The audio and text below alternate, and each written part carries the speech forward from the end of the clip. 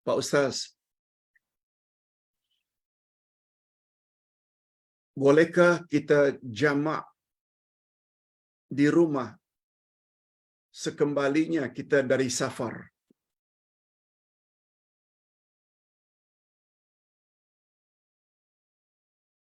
Dan apa pula makna itmam, makna tamam? Okey. Pada Ustaz,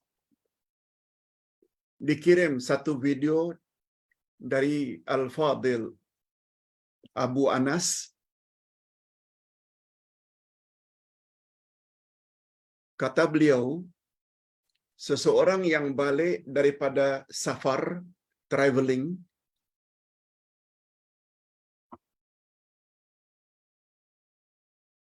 masuk sudah waktu zuhur, lalu karena sebab-sebab tertentu, dia berniat ketika itu untuk jamak zuhur dengan asar sesampainya di rumah. Pertanyaan, boleh tak orang tersebut sesampainya di rumah jam 5 petang umpamanya, lalu dia buat jamak zuhurnya dan asarnya di rumah yang dia tidak buat tadi dalam perjalanan? Jawabnya boleh. Tapi dengan syarat jamak saja. Namanya jamak takhir, buat zuhur 4 dan asar 4 secara tamam. Apa makna tamam, Pak Ustaz? Begitu jawaban Al-Fadil Dr. Abu Anas. Ustaz setuju dengan jawaban beliau, hukumnya boleh.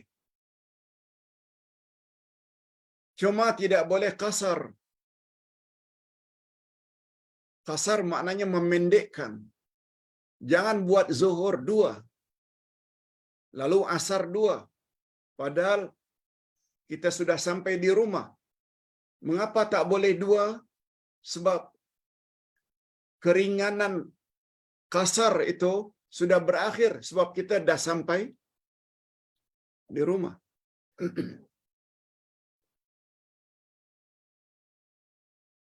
Lain halnya bila kita balik dari Singapura ke KL. Taruhlah sampai dinilai jam 5 petang. Kita buat dinilai zuhur 2, asar 2. Boleh? Sebab apa? Kita belum sampai ke destinasi. Belum sampai KL. Tapi bila jam 5 itu kita sudah berada di KL, di rumah, mesti buat tamam. Zuhur 4, asar 4. Nah, pertanyaan apa makna tamam, Pak Ustaz? Hadirin dan hadirat, istilah yang sebenar adalah itmam, bukan tamam. Itmam. Itmam maknanya lawan dari qasar. Salat 4 rakaat, zuhur, asar, isya, dilakukan lengkap 4 rakaat, itu namanya itmam. Kita panggil juga tamam, juga boleh insya-Allah. Makna itmam adalah lengkap 4 rakaat, lawan dari itmam adalah qasar, yaitu 2 rakaat. Hanya saja sebagai tambahan, bila kita ingin buat jamak takdim, tertib adalah menjadi syarat. Umpamanya kita sampai dinilai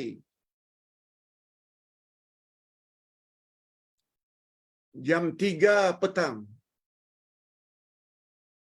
kita mesti buat zuhur dulu, kemudian buat asar. Itu namanya jamak takdim. Dua-dua. Mengapa dua-dua? Karena kita belum sampai ke destinasi atau ke rumah. Boleh buat. Tapi mesti tertib, zuhur dulu, kemudian asar. Tapi untuk jamak takhir, kita boleh dua. Boleh dua cara. Sesampainya ke destinasi,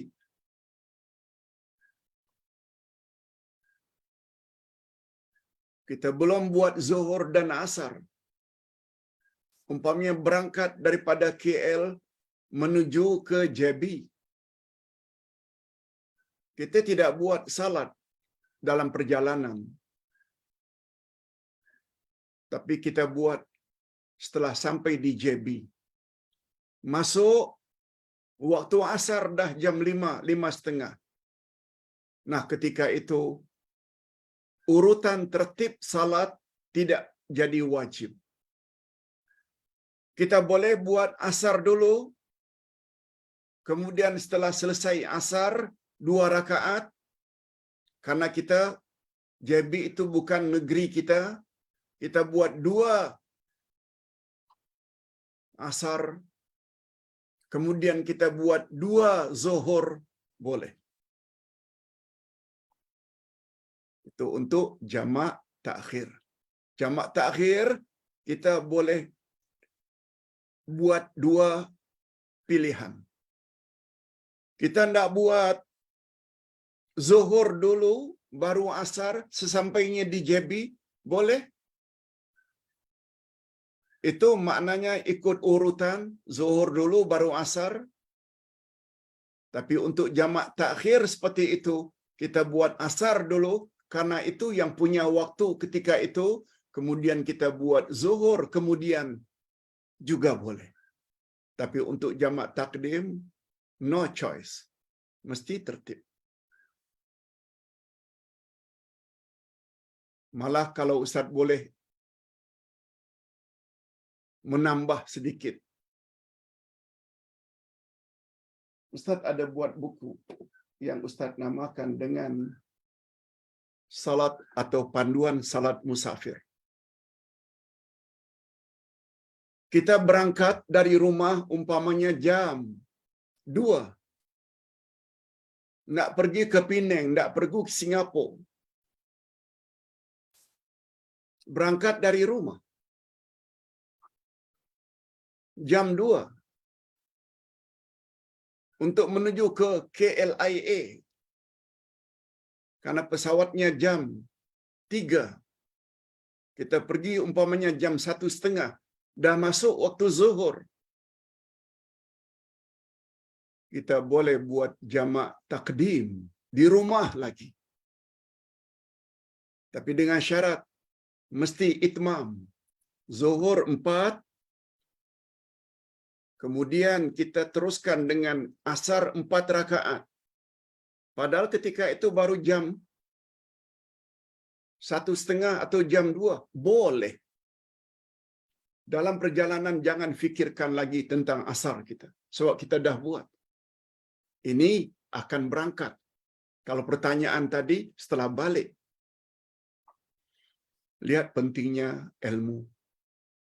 Dengan adanya ilmu membuat segala-galanya jadi mudah. Wallahu a'lam. Pak Ustaz, ini satu lagi pertanyaan.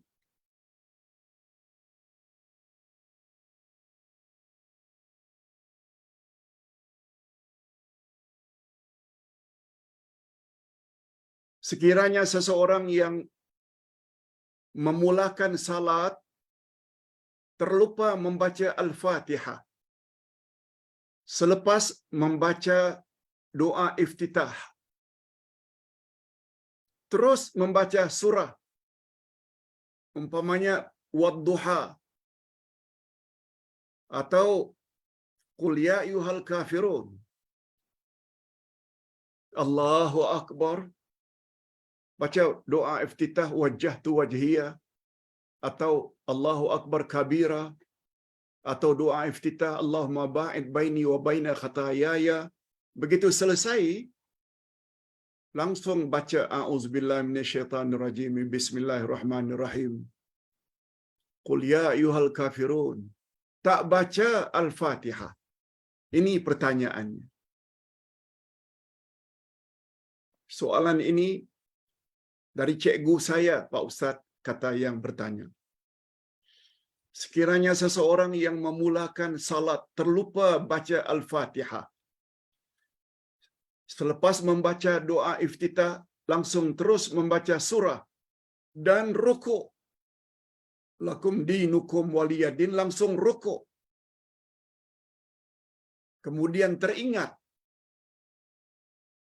adakah memadai dengan menambah satu rakaat atau salat itu batal dan perlu diulang semula? Pencerahan mengenai kedudukan hukum berserta dalil sangat dihargai, Pak Ustaz.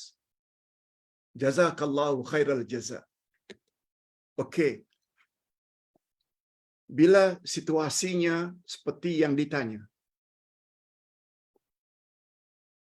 kita teringat dalam keadaan kita sedang rukuk, atau setelah i'tidal, atau sedang sujud, baru teringat, ya Allah, aku belum baca surat Al-Fatihah tadi pada rakaat yang pertama. Pertanyaannya, bolehkah dia menambah satu rakaat lagi? Atau salatnya batal? Ini jawabannya. Jangan batalkan salat. Salat Anda tidak batal. Asalkan Anda tambah satu rakaat yang Anda tadi terlupa membaca surat Al-Fatihah. Bila ditanya mengapa, Rasulullah sallallahu alaihi wasallam bersabda, la salata liman lam yaqra bi Fatihatil kitab. Tidak sah salat orang yang tidak baca surat Al-Fatihah. Itu sebabnya membaca surat Al-Fatihah adalah rukun. Rukun salat. Rukun maknanya mesti dibuat. Apalagi ketika salat sendirian. Membaca Al-Fatihah adalah rukun. Itu sebabnya rakaat yang pertama tadi dianggap tidak sah karena tidak baca Al-Fatihah. Untuk itu, kata Nabi, tambah satu rakaat. Kalau zuhur 4 rakaat, buat menjadi 5 rakaat. Karena rakaat pertama tidak sah karena ketiadaan surat Al-Fatihah. Jangan dibatalkan, terus naik nanti ke rakaat yang pertama, anggap rakaat itu naik ke rakaat yang kedua, anggap rakaat itu sebagai rakaat yang pertama, baca lengkap Al-Fatihah. Baca a'udzubillahi minasyaitonirrajim, bismillahirrahmanirrahim, alhamdulillahirabbil alamin, sampai waladdallin, amin. Baca surah yang kita mampu baca. Bila dah rukuk, i'tidal, sujud 2 kali, naik lagi, jangan duduk. Sebab bagi kita, rakaat yang kedua tadi itu adalah kedudukannya rakaat yang pertama. Kemudian buat seperti biasa. Kemudian sebelum salam, sunat hukumnya sujud sahwi. Karena kita terlupa baca surat Al-Fatihah yang telah pun kita ganti. Demikian jawaban dari Ustaz. Mudah-mudahan dapat difahami. Sekali lagi, jangan dibatalkan. Salatnya sah. Cuma jumlah rakaatnya menjadi 5. Karena rakaat pertama tidak dianggap sah karena ketiadaan surat Al-Fatihah. Ustaz kira cukup sampai di sini dulu. Mudah-mudahan ada manfaatnya. Kita akhiri dengan doa.